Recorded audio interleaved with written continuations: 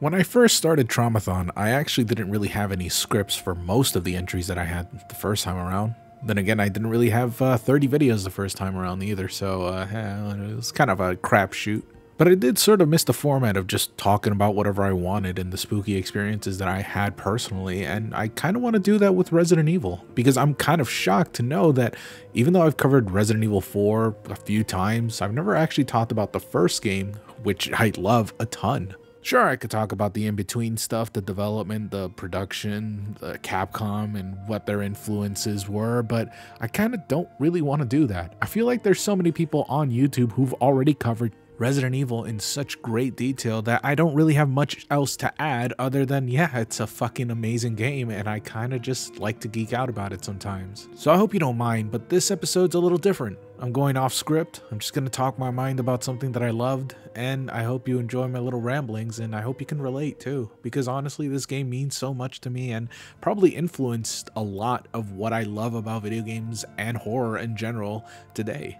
First of all, I'll start out with the PS1 version, which I never actually played at all. I actually got super scared of it, and whenever I saw my cousins play it, which is a lot because they owned it, I really didn't like it. I think actually the first time I tried playing it was back in Mexico. See, in Mexico there weren't really places where you could buy video games conventionally, at least of course not in my area. My area was very rural and it was more like living in the middle of the desert, honestly. And so some people, instead of selling them, would actually sell time, at least in my area, time to play the video games themselves. So there was this one little store where they let you play for like an hour for like, I don't know, 10 pesos or something like that.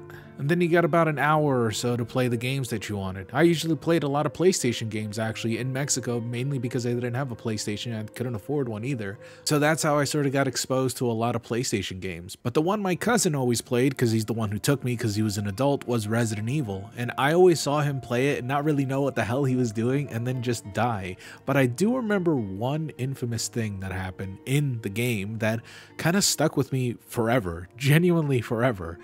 And that's the part where Jill first meets the zombie, the one that's chewing on, I think, Kenny? Sorry, it was Kenneth, but I was close anyways. I just remembered his name being that because they were sort of making like a South Park joke. Oh my god, they killed Kenny, whatever. And I remember that version that I saw was actually worse than the one that most people remembered, because it actually has the decapitated head, the uncensored version, and that was fucking gnarly. It was crazy. That shit scarred me. And of course the zombie turning around slowly added to that creep factor. So I kind of knew at a very early age I don't want to play Resident Evil ever at all, and so I didn't. I actually didn't even know there were 4 Resident Evils until Resident Evil 4 came out. I just assumed that it was a one-time thing that existed and that was it. But then when Resident Evil 4 came out, I wanted to explore more of Resident Evil's franchise because I really loved Resident Evil 4 a ton. It's one of my favorite games ever. So of course I borrowed, or probably stole, RE1 Remake for the GameCube. And it was fucking scary. It was one of the scariest games I had played. And it's definitely, I think Resident Evil 4, it definitely dulled down my creep factor, because I was like, oh, if this is how all the Resident Evil games were, then maybe I was just exaggerating. Maybe they're not as scary. No, RE1 is fucking creepy. If you don't know anything about it and it's your first time playing it and you're easily creeped out like I was as a kid, it's something that you don't really want to explore alone in the middle of the night, which I did, and it fucking sucked, but I loved it a ton. I think the main contributors to me loving Resident Evil 1 and not totally minding the creepiness of it is that it really felt like a strategy game more than it did a horror game. Sure, of course, there are many outstanding games that are very scary during that era. The ones that did shine are the ones I avoided because I was a fucking pussy. But RE1 did something that I feel like a lot of horror games struggle to do even now, which is to be fun and to also be scary, if that makes any sense. It's why I'm not really a huge fan of a lot of horror games, because a lot of them focus on either being a walking simulator or focus a lot more on the action where it just becomes comical. But RE1 really nails it right down in the center, where it's very scary, very atmospheric. I mean, there's like almost no music throughout the entire game, and you always had to focus and keep an eye out on how much ammo you had, as well as the zombies that you killed, because yes, if you kill the zombies and you don't burn their bodies, they will come back to life as Crimson Heads, in which they are far more powerful, way faster, and take a lot more damage. And that is something that they don't tell you unless, of course, you read the fucking files, which a lot of people don't. They sort of skip that shit. But I knew what to do. They told me all about that. A little too late though, because there were definitely a lot of Crimson Heads running around when I found the file. But hey, I knew at that point what to do. So it was a scary game with scary atmosphere. And if you didn't know what you were doing, you might have ended up not being able to fight any zombies pretty much at all, unless you were really good with the knife, which was almost impossible to be good at the knife with in the first try. But I do remember playing as Chris at first and not really knowing where to go, not really knowing what to do. And then I met a point where I had no more ammo, I had nothing left, and I wondered if Jill's campaign was any easier. And then it was. It sort of is anyways. She has a little bit of a nerf when it comes to her shooting enemies. They don't really have critical hit. The critical hit chances, I think, way smaller than Chris's, but her inventory space is king. It's the thing that really makes Resident Evil and any survival horror way more tolerable. Like, I genuinely don't care if Chris can take more hits or kill enemies easier. The fact that she has way more inventory space is so much better to me anyways. So booting up her campaign, I found that I really enjoyed the game way more because I knew what I was doing. I knew where to go generally, and the puzzles for the game kind of were amazing, actually. It's nonsensical to think about it nowadays that a huge mansion has so many stupid like puzzles, and they kind of sort of explain why the Spencer mansion has so many puzzles with the weird throwaway file that they add to the lore, but it's still stupid as fuck. However, it adds so much to the game that I genuinely really enjoyed. I think having those breaks in between from shooting zombies to just solving a puzzle is delightful, honestly. And that's what sort of hooked me onto Resident Evil pretty much for life. And just survival horror in general, just this wonderful little genre of horror where you're limited with supplies and you have to think about the way you do things, about the way you solve things.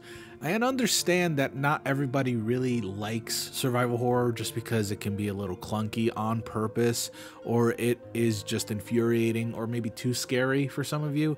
But honestly, check out Resident Evil 1. The remake anyways. I'm not really sure about RE1 Director's Cut or RE1 the original for the PS1. I've never really played the whole thing before. I've tried them. I mean, I've tried them now. They're fine. They're fun games, but RE1 Remake is something else. It enhances pretty much everything that RE1 PS1, anyways, the original, did, but better. It has better puzzles. It has better puzzle placements. It's got great replayability, and the graphics for this game hold the fuck up. Like, really, they do. See, all these games use pre-rendered graphics in which there is sort of this 3D collision and model that they have for the game, but it's all layered under this wonderful 3D render that they have that's just mostly just a picture that looks super convincing and looks good as shit. I guess the way I would describe it as like I can't believe I'm saying this. If you've played Five Nights at Freddy's, those models are pre-rendered. They look good as shit. I mean, they still kind of do, actually, because they're pre-rendered models. They're not, you know, there's no anti-aliasing on it. It's all already made.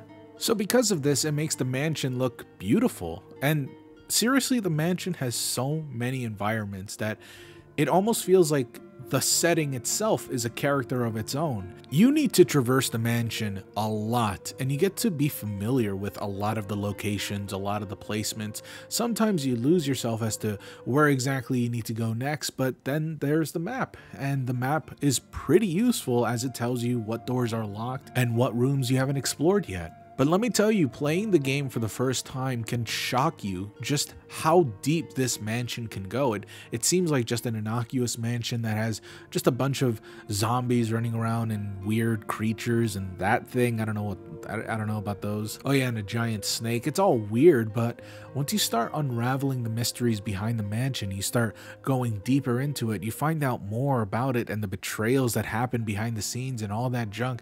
It becomes an engaging story. These people that were in the mansion, the scientists that existed there, are all suffering through their own experiences that don't really get talked about unless you read the files, which I'm trying to put an emphasis on because these files are pretty fun to read and they're really engaging and give so much depth into the mansion, what happened.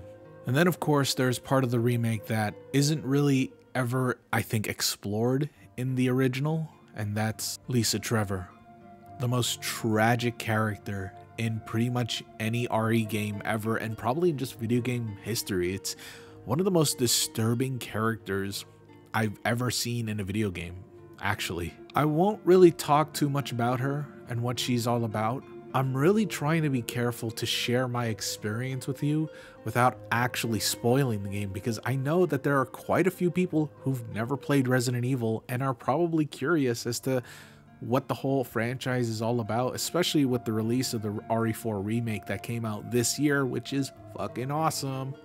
So I'll reserve myself with some of the things that I want to talk about, but I definitely would recommend everyone and anyone who's never played this game to just try it for yourself. I promise you, even though it's scary, even though it has janky controls by today's standards, although I would argue that tank controls are pretty fucking cool, trust me, once you get past all that, you will have one of the most unique experiences you will ever have. It is a fantastic game that I replay constantly, even now. On my worst days, on the days where I'm the saddest, I genuinely just boot it up and play the campaign all over again.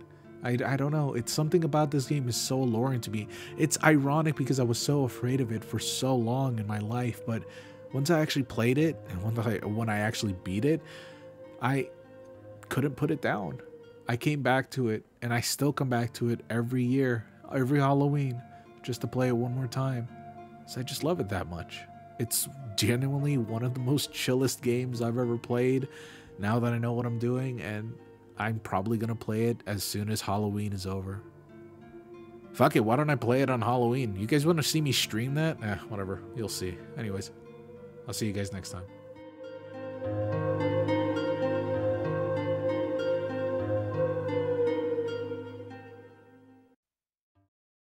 Wake the fuck up, Gooners. Look at you. Oh, me? Yeah, you. Get that thumb out of your ass and grab that credit card now. The Goose Boose Sugar Skull Plush is on sale now, and you're running out of time. Just look at this adorable motherfucker. You'd have to be one dumb motherfucker not to buy this shit. It's only $29.99 plus tax and shipping. Get out there and buy it now. Peter, if you don't get me that plush, I want a divorce.